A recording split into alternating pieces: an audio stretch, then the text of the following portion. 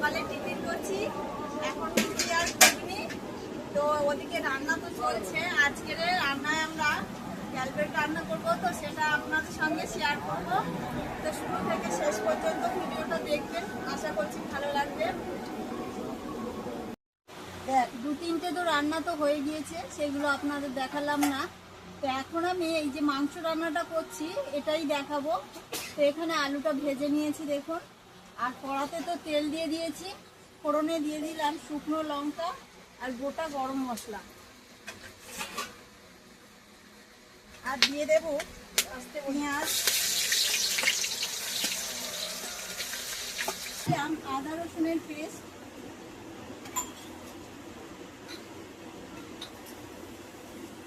আর দিয়ে দেব টমেটো।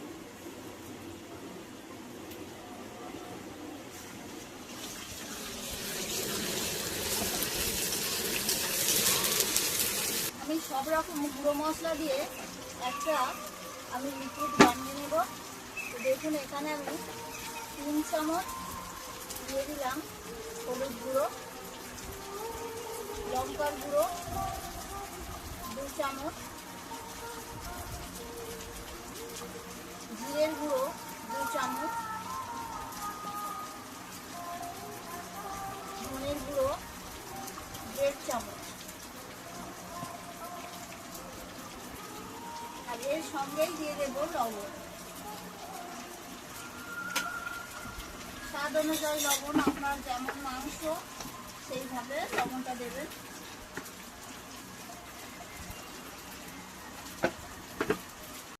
এই যে মিক্সচারটা বানিয়ে নিয়েছি এটাই এখন এর মধ্যে দিয়ে দিলাম।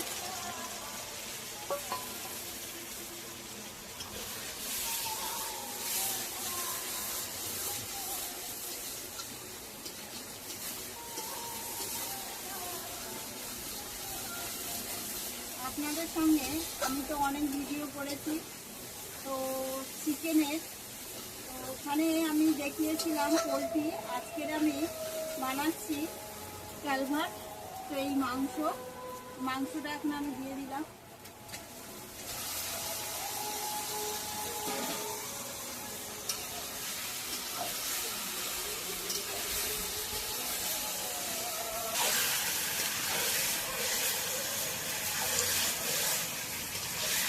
তো রান্না চলছে, তো এখানে আমি আধ ঘন্টার মতো ভালো করে কষছি, এখনো কষবো, কারণ এই ক্যালভার মাংস একটু ভালো করে না কষলেও হবে না।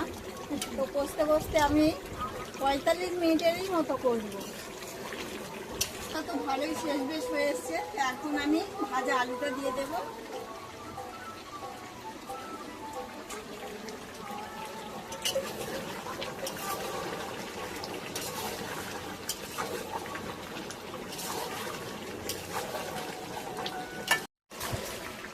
বন্ধুরা কষা হয়ে গিয়েছে, তো এখন দিয়ে দেব জল।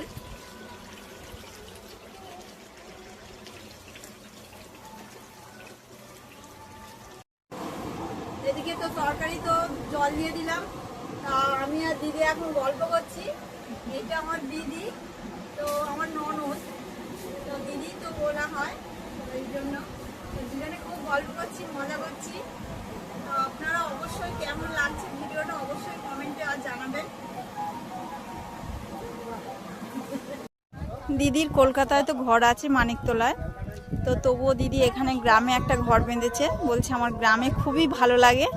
তো এখানে ঘর বেঁধেছে দিদি কোন জায়গায় দেখুন, একেবারে এই মাঠ, চারিদিকে মাঠ, আর দিদির ঘর মাঠের পুরো মাঝখানে। ঘরটা আমি আপনাদের দেখাই, পূজার সময় তো দেখিয়েছি, এটা দিদির তুলসী মঞ্চ।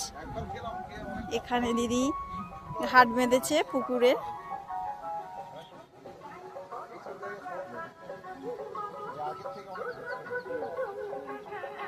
এই ঘর দিদি।